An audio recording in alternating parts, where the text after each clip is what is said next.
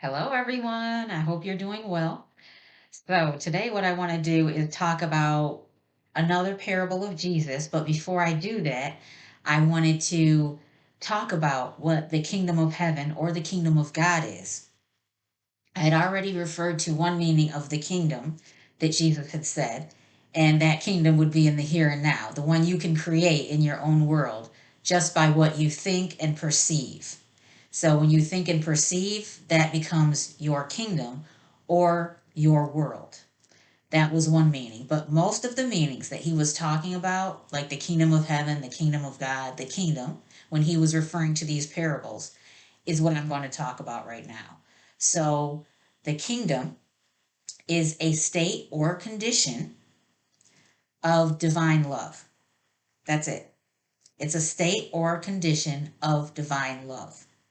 And when you are in that state or condition of divine love, it governs all other rules, laws, and principles. It doesn't fail. It's foolproof as long as the individual has that within their heart and their mind. So that's the challenge, is getting that kingdom in your heart and mind, which is love. And from that love, you will automatically be living in the kingdom and creating this world here on earth as it already is in heaven. Okay? So, with that in mind, the kingdom being a state or condition of divine love, I'm going to go to another parable that is found in Matthew chapter 13 and verses 24 through 30.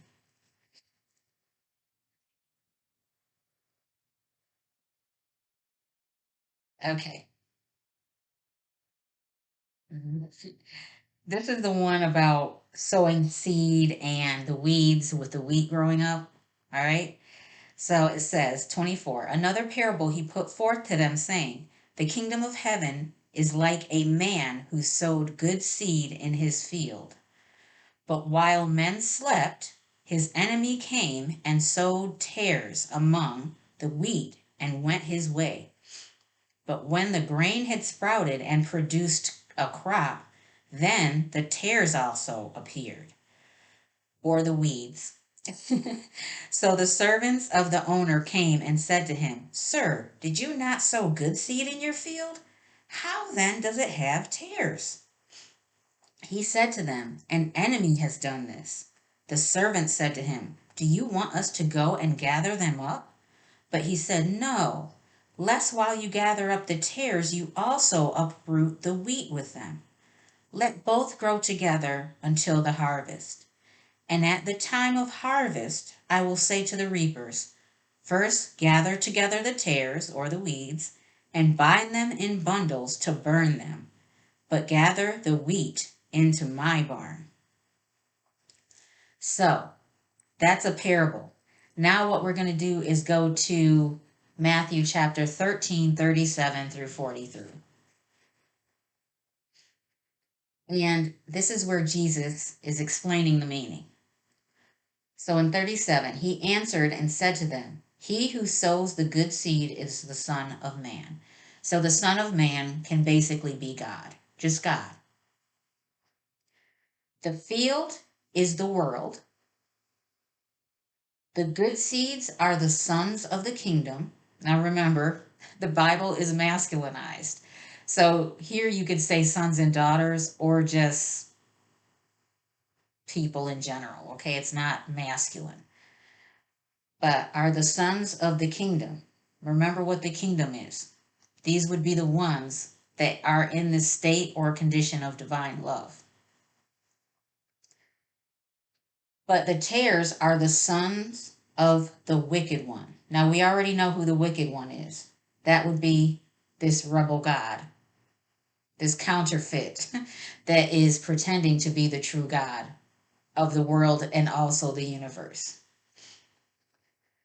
The enemy who sowed them is the devil. Same thing. The harvest is the end of the age, and the reapers are the angels. Therefore, as the tares are gathered and burned in the fire, so it will be at the end of this age. The Son of Man will send out his angels, and they will gather out of his kingdom all things that offend and all those who practice lawlessness, and will cast them into the furnace of fire. There will be wailing and gnashing of teeth. Then the righteous will shine forth as the sun in the kingdom of their Father or mother. Remember, there is a father, there is mother's companion. It says, "He who has ears to hear, let him hear." So basically, the one who hears this and can understand it, let them take it in. So basically, I told you we're at the end of the age. Now, it's not like a snap of a finger where all this is going to happen immediately. It's a process. But the sign of this would be at the end of the age. We're in the end of the age right now. That's why I'm trying to get this word out to those who need to hear it. The angels or the helpers will make sure that the message gets to the right ones in order to basically elevate them to know this kingdom within them and show that love. And once they start to feel it, they will start to basically be in that kingdom, that state of divine love. Hopefully that makes sense.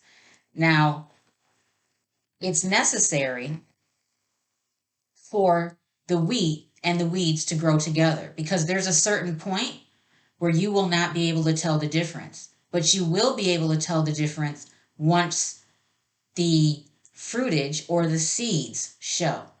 There will be no doubt who is from this evil, wicked force, this rebel God or Satan, and which ones represent the true God.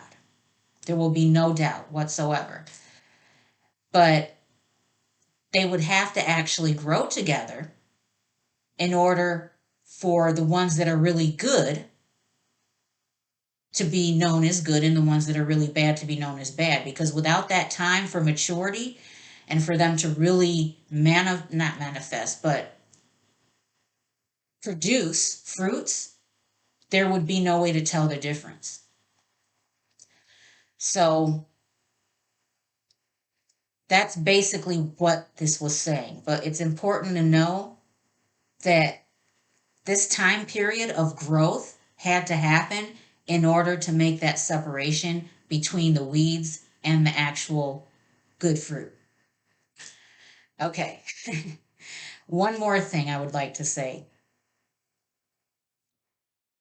Those of you who are wheat, you will no doubt be targets by these evil forces because they do not want you to differentiate yourself from the weeds. That's why I keep telling you to be strong, be strong, be strong. You are going to have very difficult days. You're going to have people that seem to just be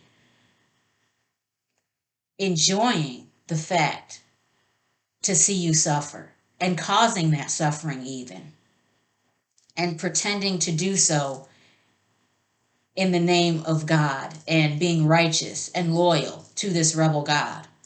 Do not let this get to you. I know it's very difficult, but there is a method to this rebel God's ways and also all of his helpers. They are doing it on purpose to break you down so you cannot feel or be in this kingdom within your heart. Because once again, when you have all those negative things going into you, there's no room for true love, true divine love, which will truly change your life and set you free. So I urge you, whether you are going through family issues, from the shunning, from people saying and thinking certain things about you, even saying that you're not right mentally, there will even be physical ailments put upon you by these evil forces. It's happened to me. Me. I was not even immune, and I am not immune. I am still going through it right now, constantly. But I see it for what it is. And I'm trying to let you see it for what it is so you don't become downhearted. Because that is exactly what they want. You to feel downhearted and give up.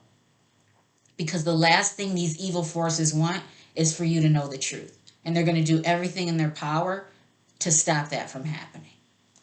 Okay, uh-oh, it's over 10 minutes. I'm sorry. I try to keep my videos short.